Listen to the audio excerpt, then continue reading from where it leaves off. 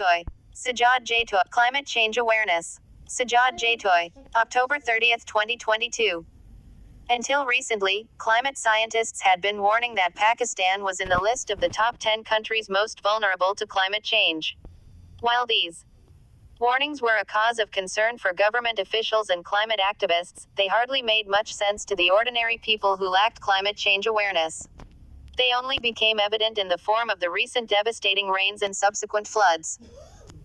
Now, when we have seen the stark manifestations of climate change in the shape of torrential rains and devastating floods which have left in their wake destruction of great proportions, many educated people who earlier denied the fact that the climate is changing, now understand that climate change is not a hoax.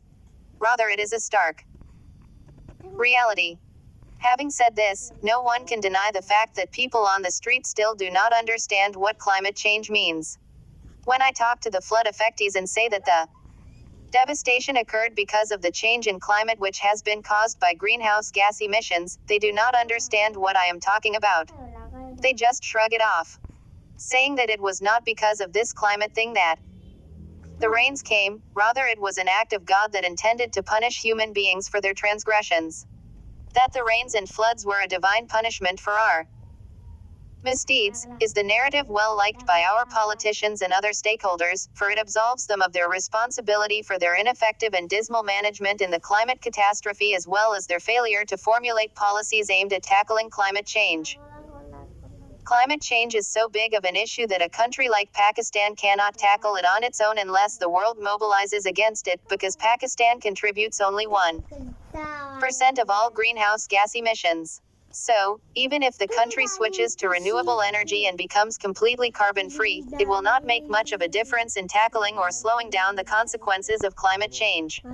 This is the reason why climate activists and other conscious people are calling on the international community to play their part. Having said this, it does not mean that Pakistan should be dependent on the international community in shaping its response to climate change. The country needs to take action. Even if the outside world does little on that count, for there is little it can do to influence other countries except for calling on them. What Pakistan should do or should not do has been debated on a lot. In fact, there are ministries working on evolving strategies and formulating policies to deal with climate change and to mitigate its consequences. What I want to do is to point out one of the most important areas the country is missing on. It is public apathy. There's little doubt that our government's policies lack public interest and enthusiasm. They fail to get the proper attention from people they are meant for. And the troubling thing is, governments try to carry on not minding that in order to get their policies implemented effectively, they need to arouse the public's interest. Same is the case with policies intended to counter climate change. First of all, most people lack awareness about climate change. They do not know what fossil fuels are and how their consumption ultimately ends up contributing to climate change. It appears from the response of the governments and organizations that climate change is meant for only educated people. You must have seen that seminars dealing with climate change are only conducted for people who already know what climate change or global warming is.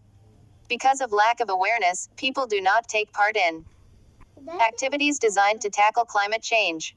For example, people living in rural areas do not plant new trees. In fact, they feel no qualms in taking down existing trees. They only take trees for their wood and fruit. I have seen that various governmental schemes fail because of public apathy. People do not think even for a moment that the schemes are meant for their welfare. I believe, if they feel a sense of belonging, almost all governmental schemes would produce better results. To sum up, my point is simple: unless both the federal and provincial governments arouse people's interest in their policies, their response to climate change would not bear fruit.